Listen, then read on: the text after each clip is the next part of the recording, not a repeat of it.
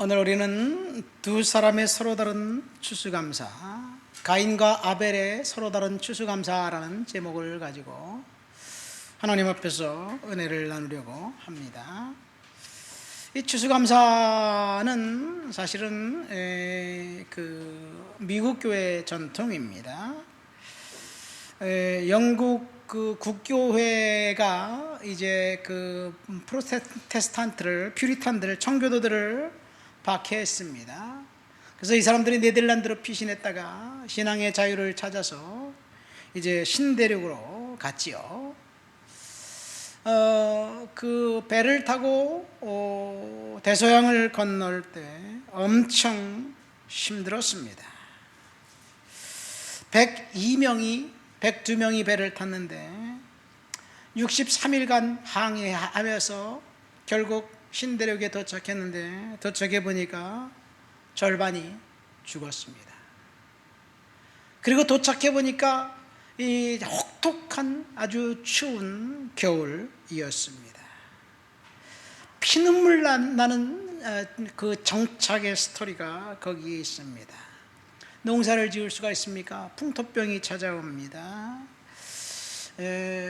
그래서 그들이 정말 그 하나님의 은혜로 인디안들의 도움을 받아가면서 농사를 짓고, 그리고 우리가 하나님 앞에 감사하자, 감사의 절기를 지키자라고 결정하면서 이제 감사를 지켰습니다. 어려움이 있을 때마다 이 사람들이 금식하며 기도했어요. 한 번은 그런 일이 있었어요. 또 어려움이 있어서 하나님 앞에 금식하며 기도하려고 할 때 한 농부가 또 다른 제안을 합니다. 우리가 여태까지 하나님 앞에 금식 기도를 많이 해왔는데 참 힘들고 어렵게 지금까지 하나님 지켜주신 것 감사하지요. 그래서 이번에는 금식하지 말고 우리 한번 감사 한번 해봅시다. 그런 생각을 한 거예요. 우리가 비록 10년이 들고 형제 자매들이 병으로 죽고 어려워서 먹을 것이 없어서 힘들지만, 감사할 것이 없지만, 여기는 신앙의 자유가 있고, 그래서 쫓겨다니지 않고, 식량은 부족하지만 유럽보다 광대한 땅, 광활한 대지가 우리 앞에 있고, 그리고 정치적으로 자유가 있지 않습니까? 우리가 감사할 것이 이렇게 많은데 우리는 요구만 했지 않았는가요? 감사합시다. 그래서 감사하기로 결정했답니다. 여러분, 감사는 결단이에요. 비록 우리의 삶이 감사할 것이 없다고 그래서 툴떨거리고 불평거릴 것뿐이지만 하나님 앞에 그래도 감사한다면 저와 여러분들의 인생을 하나님께서 책임져 주시지 않을까 생각됩니다. 성경에 나온 에피소드 중에서 최초의 추수감사 이야기가 언제 나왔을까? 사실 추수감사절은 미국 교회 전통이라고 그랬어요. 매 추감사가 추수감사예요, 성경에 나와 있는 것은. 근데 그 가인과 아벨 이야기를 읽다 보니까 가인이 추수감사절을 지킨 거더라고요. 보니까 동의가 안 되는 것 같네요. 동의가 안 될 수도 있어요. 자, 가인이 하나님 앞에 뭘 가지고 제사를 드렸어요? 곡식을 가지고 제사를 드렸어요. 그 곡식이 추수한 곡물이잖아요. 물론 제사, 하나님 앞에 드리는 제사, 뭐 번제, 속제제, 화목제 이런 제사는 가인으로부터 약 3000년이 지나고 난 다음에 모세가 시내산에서 계명을 받아서 제사 제도를 만들어서 공포합니다. 그러니까 가인부터 시작해서 약 3000년이 지나고 난 다음에요. 그냥 뭐 한 50년 정도 지나고 난 다음에 이렇게 시작된 게 아니에요. 그 모세가 그동안 조상들이 하나님 앞에 제사 드렸던 그 제사의 방법들을 이렇게 이제 간추려서 제도를 만들어서 공포했는데 그것이 5가지 제사 제도입니다. 자, 가인이 땅의 소산으로 하나님 앞에 제물을 삼아서 드렸다는 말이 나옵니다. 추수한 곡식을 하나님께 드린 거지요. 추수한 곡식을 하나님께 드린 건 추수감사예요. 물론 가인은 추수감사 예물을 드렸지만 그 제사는 실패했어요. 왜 실패했는지는 여러분 설명을 들으면 알 거예요. 아벨 역시 형이 이 곡식을 가지고 하나님 앞에 제사 드리는 걸 보고 그도 자기는 농사 짓는 사람이 아니니까 양의 첫 새끼를 하나님 앞에 제사를 예물로 드렸어요. 그러면 가인이 제사 드린 그 제사는 뭐고 아벨이 드린 제사는 뭘까? 의문이 됩니다.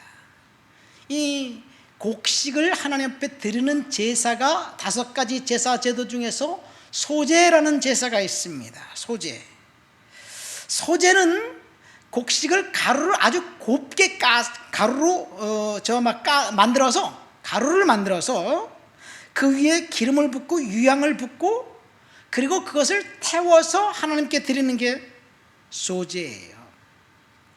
가루를 아주 곱게 빻아야 됩니다. 아주 곱게 빻고 그 위에 기름을 붓고 유향을 붓고 그리고 불을 살라서 하나님께 그 냄새를 드리는 게 소제예요. 근데 창세기 4장에 보면 가인이 하나님 앞에 곡물로 제사 드렸다라고 나온 것을 볼 때 곡물이라는 것은 맞지만 소제인지는 확실하지 않습니다. 태워서 드렸다는 말이 없어요. 그렇죠. 아벨도 그 양의 첫 새끼를 하나님 앞에 드렸는데 그 양의 첫 새끼를 불로 태워서 드렸다는 말이 없습니다. 근데 어쨌든 그래요. 그러니까 이들의 제사가 어떤 제사일까? 5가지 제도 중에서. 그럼 곡식으로 제사 드리는 제사가 또 다른 게 있을까요? 성전에 매 안식일마다 성전에다 드리는 떡이 있어요. 떡. 진설병이라고 그러는데 진설병 12개를 매 안식일마다 떡을 만들어서 하나님의 제단에 6개씩 2줄로 해서 성전 앞에서 딱 진설해 놓고 그리고 안식일에 그것을 묵은 떡을 물리고 새떡을 올려놔요. 그리고 그 떡은 제사장이 먹습니다. 제사장 양식이에요. 그러면 가인이 하나님 앞에 곡물로 제사 드렸다니까 진설병을 만들어서 하나님께 드린 것일까? 아닌 것 같아요. 그렇다면 도대체 곡식으로 하나님 앞에 예배드리는 제사 드리는 제물은 뭘까? 있을까요? 있습니다. 지금 목사님이 헷갈리게 만드는 거예요. 제가 여러분들을 헷갈리게 만들어요. 곡식으로 하나님 앞에 제사 드리는 그 제사는 있어요. 근데 그것은 어떤 제사 때 드리냐? 화목제 때 곡식으로 하나님 앞에 예배를 제물로 삼아서 예배를 드립니다. 화목제는 영어로 fellowship offering이라고 합니다. 화목제는 서로 사람들이 화해하고 화평하고 화목하게 하기 위해서 드리는 제사예요. 화목제는 다른 제사와 전혀 다릅니다. 결이 다릅니다. 다른 4가지 제사는 소제도 그렇고 다 동물과 곡식을 태워서 향기를 하나님께 드려요. 근데 화목제는 태워서 드리질 않아요. 물론 아주 지극히 일부를 태우는 것은 있어요. 곡식도 하나님 앞에 드리는데 먼저 곡식보다 짐승을 하나님 앞에 드리는데 화목제에서는 2가지 특징이 있는데 수컷, 다른 제사를 수컷만 요구하는데 화목제에서는 암컷도 가능하고요. 2번째, 화목제 제물이 되는 그 동물은 태워서 없애버리는 것이 아니라 연기를 하나님께 드리는 게 아니라 그 동물을 하나님 앞에 들어서 거제라고 해요. 들어서 하나님 앞에 드렸다가 다시 내려서 받아가지고 그 동물을 사람들과 나눠 먹는 거예요. 이게 화목제예요. 근데 화목제는 2가지가 있습니다. 첫 번째는 감사를 위한 화목제가 있고 2번째는 서원을 위한 화목제가 있는데 요 감사를 위한 화목제 때 곡식을 하나님 앞에 드리는 거예요. 곡물을. 어떻게 곡물을 드리느냐? 떡을 만들어서. 어떤 떡을 만드느냐? 요 때는 우리 성경에 보면 떡하면 무교병이라고 그래서 누룩을 넣지 않는 떡을 써요. 그래서 6월절에는 그 양을 잡아서 양을 불에 구워 먹어야 돼요. 바베큐에서 먹고 무교병과 쓴 나물을 먹고 허리띠를 두르고 급히 먹고 애굽에서 탈출하는 거예요. 그래서 이 유대인들의 제사에 드리는 떡은 다 무교병입니다. 진설병은 성경에 무교병인지 유교병인지 명확하게 나와 있진 않아요. 그러나 요세포스에 의하면 무교병이라고 되어 있습니다. 그런데 감사의 의미로 드리는 화목제에 드리는 떡은 유교병이에요. 유교병은 뭐냐면 그 누룩을 넣은 떡이에요. 누룩을 넣은 떡은 누룩을 넣지 않으니까 딱딱하고 맛이 없어요. 누룩을 넣은 떡은 아주 맛있게 구운 떡을 만들어서 이웃과 함께 나누어 먹으라는 이야기예요. 근데 이 화목제의 특징은 또 다른 특징이 있어요. 첫 번째, 감사를 위한 화목제 제물은 그날 다 먹어라. 그 다음에 서원을 위한 화목제 제물은 그 이튿날까지 다 먹어라. 이 서원을 위한 그 감사를 위한 화목제는 대부분이 곡물이에요. 그 다음에 서원을 위한 화목제는 동물 제사입니다. 서원을 위해서 송아지 한 마리를 잡았다고 생각해 보세요. 그러면 제사장에게 드릴 건 뒷다리하고 가슴 부분이에요. 제사장에게 드리고 나머지는 다 제사 드리는 사람이 갖고 와서 그날 다 먹어야 돼. 그날 다 먹으려면 송아지 한 마리를 그날 다 먹으려면 어떻게 해야 되나요?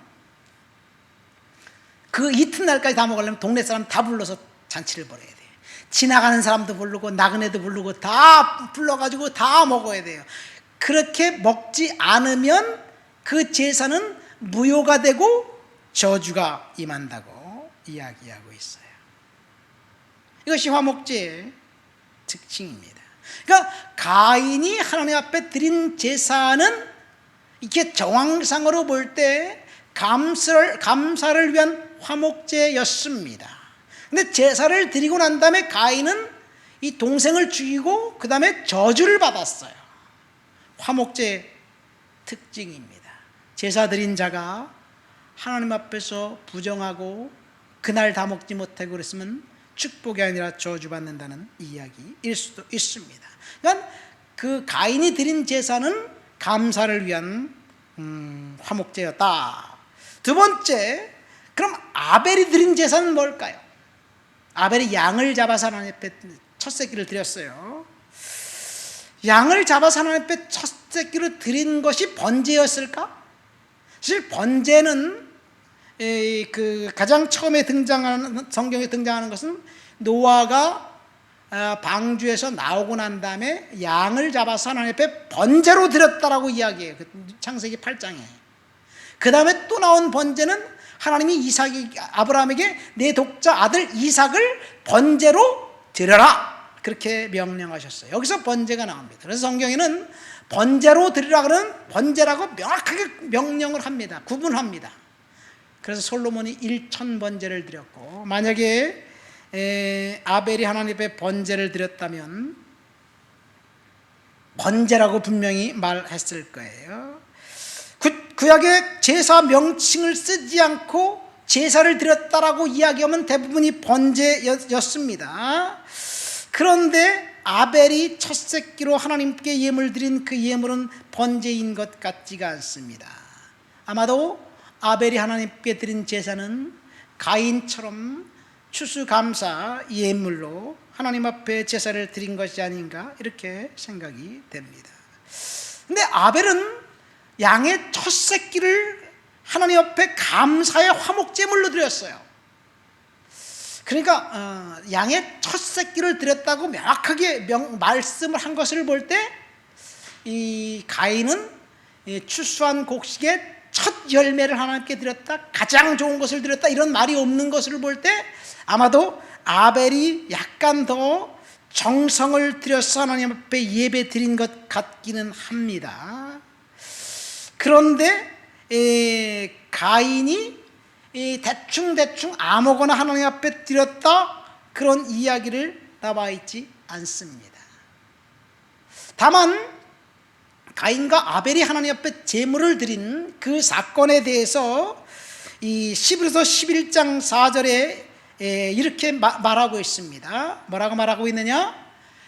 아벨은 믿음으로 가인보다 더 나은 제사를 드렸다, 그렇게 이야기하고 있어요. 오늘 본문 7절 8절 말씀 볼까요? 오늘 본문 7절 8절 말씀 보면 하나님이 가인을 향해서 내가 선을 행하면 어찌 낫을 들지 못하겠느냐, 그렇게 이야기한 것을 볼 때 가인은 아마도 제물을 드리고 난 다음에, 하나님 앞에 제물을 드리고 난 다음에 좀 마음이 복잡했던 것 같기는 합니다. 자, 왜 하나님이 가인의 제물을 받지 않으셨을까? 성경은 침묵하고 있습니다. 그러나 가인이 하나님 앞에 예배할 때 빈손 들고 오지 않고, 그리고 아벨은 양의 첫 새끼를 드렸고 가인은 단순히 땅의 소산을 제물로 삼았다는 기록을 보아 아벨이 가인보다 더 정성을 들인 것 같지만 가인이 정성껏 하나님 앞에 드리지 않았다라는 그런 주장할 근거도 아무것도 없습니다. 그런데 가인과 아벨이 각각 하나님께 드린 예배 행위가 어떻게 다른지, 그것은 히브리서가 이야기하는 것처럼 믿음 유무입니다. 어쨌든 아벨은 가인보다 믿음으로 더 나은 제사를 드림으로 하나님 앞에 의로운 자라는 증거를 받았습니다. 이 구절에 의하면 아벨은 믿음으로 제사를 드렸고, 그렇다고 가인이 믿음이 없이 제물을 드렸을까? 이것도 좀 의심해 볼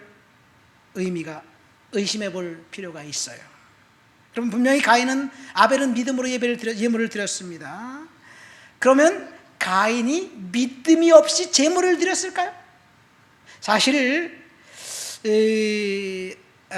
가인이 믿음이 없었다면 아예 제물도 드리지 않고 제사도 참석하지 않았을 것 같아요. 그렇죠? 여러분, 우리들이 교회 나온 이유가 뭡니까? 믿음이 있기 때문에 나오는 거예요, 사실은. 목사님, 나는 믿음이 없어요. 믿음이 적어요. 믿음이 적다고 그렇게 말하는 사람이 자기가 양심에 찔려서 그런지 몰라도 그 사람은 믿음이 있어요. 믿음이 없는 사람, 믿음이 적은 사람은 그런 말 자체를 안 합니다. 아예 교회를 나오지도 않아요. 그렇죠? 그러니까 가인은, 사실은 아벨은 진짜 큰 믿음으로 제물을 드렸는 건 사실이고, 가인이 믿음이 없었다고 그렇게 주장할 만한 근거는 하나도 없습니다. 그렇다면 가인의 문제는 무엇일까요? 이 가인이 하나님 앞에 화목제물로 드렸다는 것을 통해서 가인이 하나님 앞에서 어떤 문제가 있는지 우리는 알 수가 있습니다. 아까 화목제물은 감사로 드린 화목제물은 하루가 가기 전에 다 먹으라고 그랬잖아요. 그러니까 감사로 인한 화목제물은 하루가 가기 전에 먹지 않으면 무효가 되는 거예요. 무효가 되면 저주가 임합니다. 그런데 가인은 이 하나님 앞에 예배 드리고 난 다음에 사실은 저주를 받았어요. 동생을 죽이고 난 다음에 저주를 받았어요. 그러니까 가인의 문제는 분노였어요, 사실. 가인 누구에게 분노했을까요? 사실 가인이 동생에게 분노한 게 아니에요. 하나님이 동생 예물은 받으셨고 자기 예물은 안 받으신 그 하나님께 분노했어요. 그리고 분풀이를 동생에게 했어요. 우리 같지 않아요? 괜히 하나님 앞에 좀 화가 나고 난 다음에 엄한 데 가서 분풀이하는 우리의 모습이 가인의 모습이 아닌가 생각됩니다. 그래서 예수님은 제단에 제물을 드리려고 가다가 내 형제에게 원망 드릴 만한 일이 생각나거든 어떻게 하라 그랬어요? 재물을 거기다 놔두고 재물 하나님께 드리지 말고 형제에게 찾아가서 화해하고 화목하고 그리고 다시 와서 재물을 드려라. 마태복음 5장에 주님이 그렇게 말씀하셨어요. 그러니까 주님은 예물보다는 화목이 먼저라고 말씀하신 거예요. 그러니까 가인은 하나님 앞에 재물을 드리기 전에 사실 분노를 다스려야만 했습니다. 가인이 언제부터 분노했는지 우리는 몰라요. 하나님 앞에 제사를 드렸는데 안 받아줬기 때문에 딱 그 한 번 때문에 가인이 하나님께 분노했고 딱 한 번 아벨이 예배드려 제사 양의 첫 새끼를 드렸는데 하나님이 그걸 받으셨고 그래서 아벨이 축복받았다 이렇게 해석하면 뭐 가인이 그것 때문에 화를 냈는지 모르겠지만 그것은 딱 한 번이 아닌 것 같아요. 여러 번 걸쳐서 하나님 앞에 가인에게 누누이 말씀드렸는데 가인은 그것을 무시하고 자기의 자기를 못 알아주는, 내가 그래도 하나님 앞에 이렇게 곡식의 첫 열매를 하나님 앞에 드리면서 제사 드리는데 왜 하나님은 나를 못 알아주지? 내 마음을 인정해 주지 않지? 왜 하나님은 쟤만 좋아하지? 쟤만 사랑하지? 그런 느낌을 갖고 하나님 앞에 계속 제물을 드리니까 마음이 불편한 거예요. 하나님 앞에 화가 나고 동생에게 분노한 거예요. 그러니까 가인은 하나님 앞에 제물을 드리기 전에 분노를 다스려야 되는데 사실은 분노를 다스리지 못한 것, 그것이 문제였습니다. 여러분, 지금 가인을 통해서 하나님께서 저와 여러분들에게 말씀하시는 것은 우리가 지금 마음속에 있는 분노를 다스리라고 이야기하고 있는 거예요. 여러분, 무엇이 여러분들을 분노하게 만듭니까? 사실 분노의 원인은 나와 상관없는 사람이 아니에요. 사실 우리는 나와 상관없는 사람에게 분노하지 않습니다. 분노하고 화내는 것들은 대부분이 사랑하는 사람과 관계 있는 사람과의 사이에서 화를 내는 거예요. 언제 분노가 치밀어 오릅니까? 언제 여러분 화가 나는지 한번 생각해 보세요. 지나가는 사람 때문에 화가 나나요? 그럴 때도 있어요. 까닭없이 TV 보다가 화가 나. 저런 파렴치한 놈이 저렇게 잘 사는 걸 보니까 화가 나. 근데 사실은요, 그거 우리가 하나님 앞에 다스려야 되는 거예요. 언제 분노가 치밀어 오르냐면요, 옆에 있는 사람이 나를 좀 잘 못 알아줄 때, 직장에 있는 사람이 협조해 줘야 되는데 좀 쌩까고 조금 민하게 굴 때, 이 민하게 군다면 영어인데 그 파렴치하게 굴 때, 좀 짓궂게 굴 때 화가 납니다.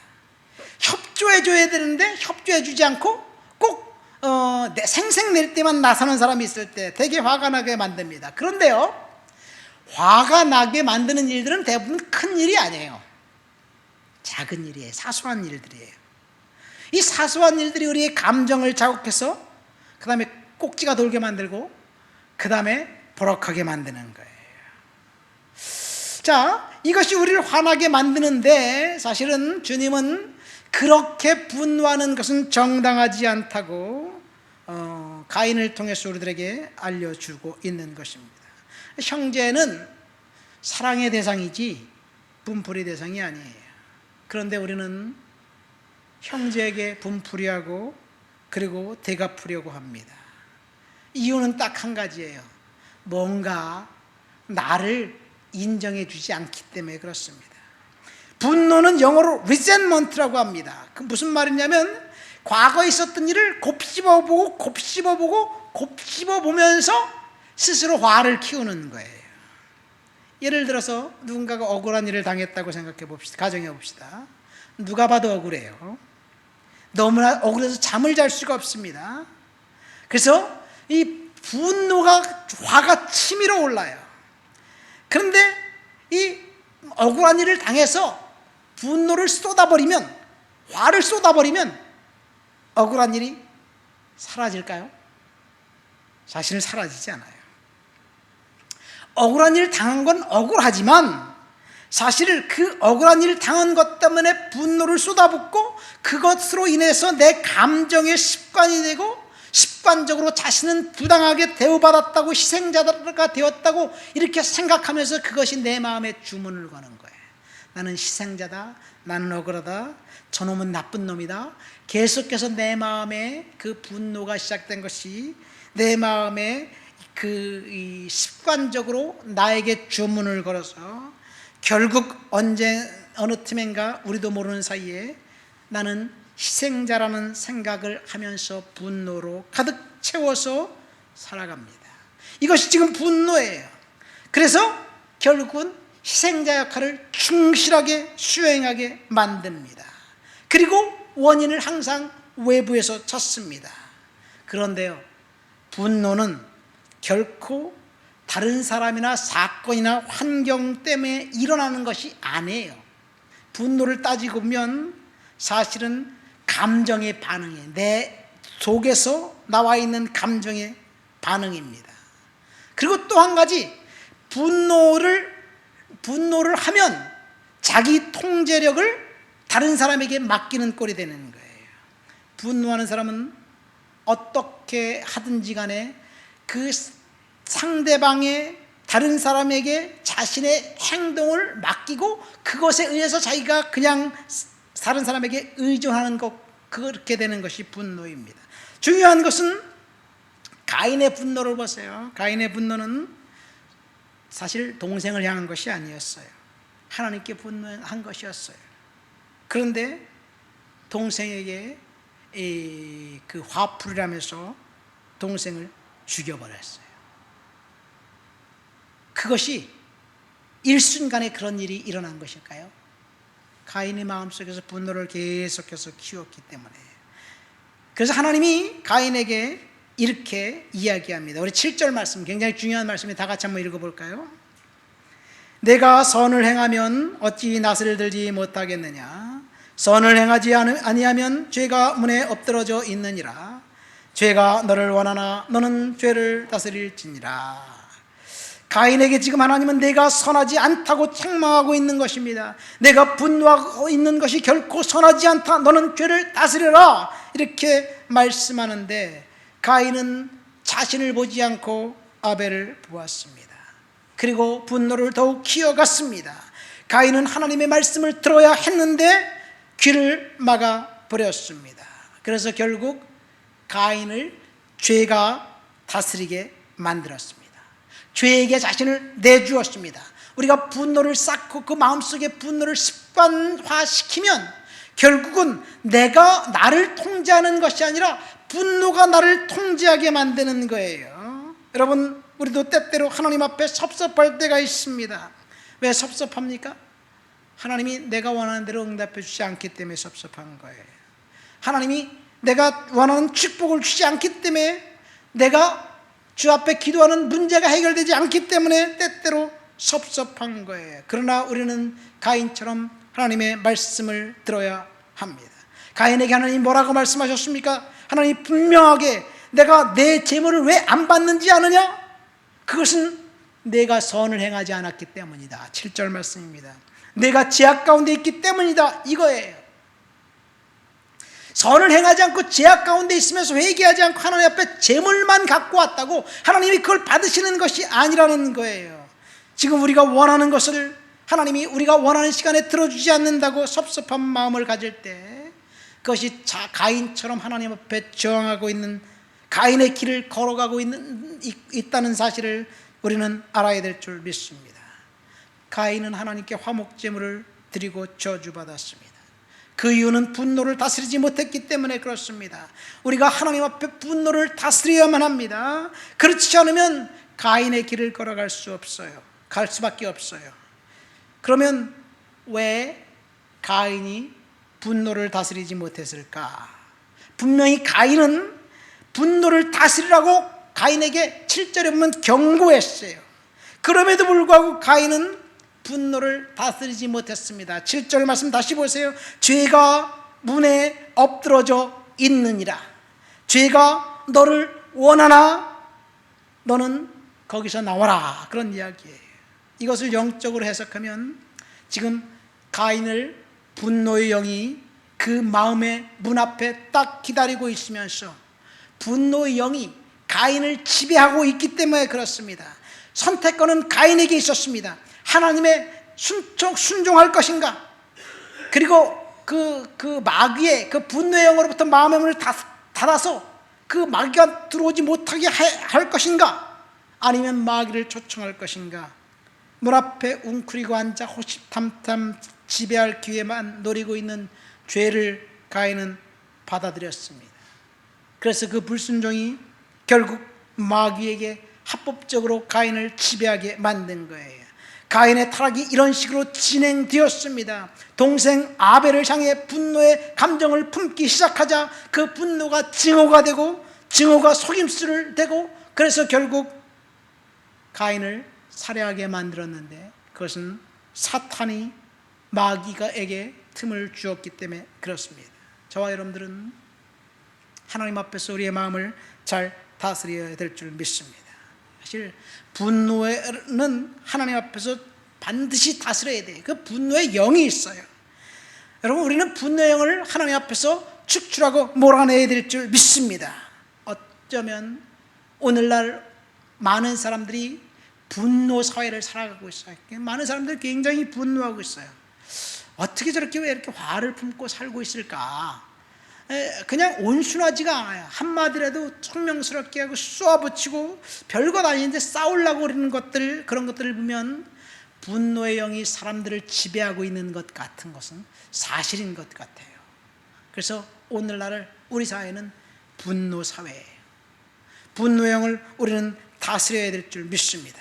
분노의 영을 다스리는 것은 우리가 하나님 앞에 분노의 영을 축출해야만 합니다. 우리들 속에 분노의 영이 있다면 예수 그리스도의 이름을 가지고, 권위를 가지고 축출하시기를 예수님의 이름으로 축원드립니다. 그런데 가인은 분노의 영을 축출하지 않고 그 영 앞에 굴복하고 결국 자기 마음을 문을 열어 주었어요. 본문을 보십시오. 사실 오늘 본문을 보면 중심 인물은 가인입니다. 가인이 먼저 하나님 앞에 제물을 바쳤고, 동생은 형을 따라서 하나님 앞에 또 제물을 드렸어요. 그리고 더 중요한 것은 하나님이 아벨과 말씀하셨나요? 아벨과 말씀 한마디도 안 했어요. 아벨은 그냥 하나님 앞에 제물을 드리고 하나님이 그걸 받았어요. 끝났어요. 그런데 하나님은 가인과 끊임없이 말씀하셨습니다. 끊임없이 말씀하셨어요.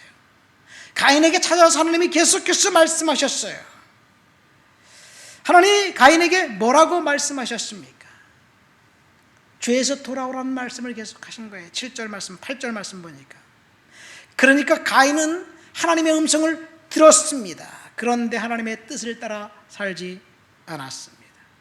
저는 이 말씀을 묵상하면서 하나님 말씀을 듣고도 순종하지 않는 사람이 있을까?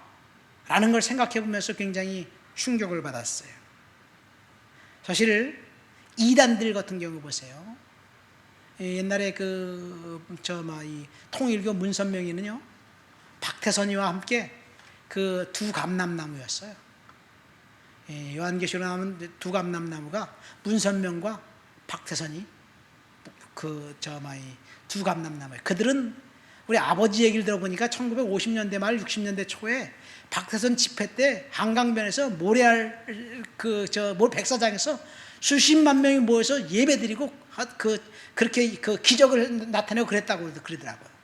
그런데 하나님의 음성을 그렇게 들었던 사람이 결국은 가인처럼 영혼을 팔아먹고 하나님을 거부했습니다. 어느 순간 변질된 거예요. 왜? 문 앞에 웅크리고 앉아있는, 유혹하고 있는 죄를 다스리지 못했기 때문에 그렇습니다. 그러니까 우리는 하나님 앞에 우리의 자신을 다스려 봐야 될 줄 믿습니다. 가인이 하나님의 말씀을 들었음에도 불구하고 그는 하나님을 거부했어요. 말씀을 맺습니다. 오늘 본문 말씀은 가인과 아벨의 서로 다른 추수감사라는 제목으로 우리는 설교를 들었어요. 가인이 하나님께 예물을 드린 것은 화목제의 감사를 위한 화목제물이었습니다. 그러니까 추수감사절을 하나님 앞에 예배를 드린 거예요. 화목제 감사의 물은 그날 그 제물을 다 먹어야 되는데 먹지 않으면 무효가 되고, 그리고 제사 드린 사람은 저주를 받습니다.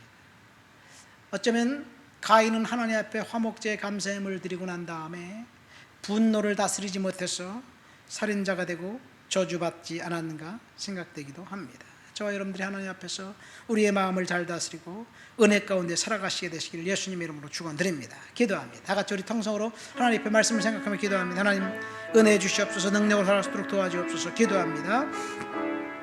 하나님 아버지 감사합니다. 오늘도 주님 앞에 나와 주를 높여드리고 주를 찬양하고 주를 예배합니다. 성령의 능력과 충만과 거룩한 역사가 나타나고 드러나도록 주여 도와주옵소서. 은혜로 채워주옵소서. 능력으로 덧입혀주옵소서. 말씀으로 잡아주옵소서. 능력과 영광과 역사가 나타나고 드러나도록 주여 도와주시옵소서. 주를 높여드립니다. 예수님의 이름으로 기도합니다. 아멘. 하나님께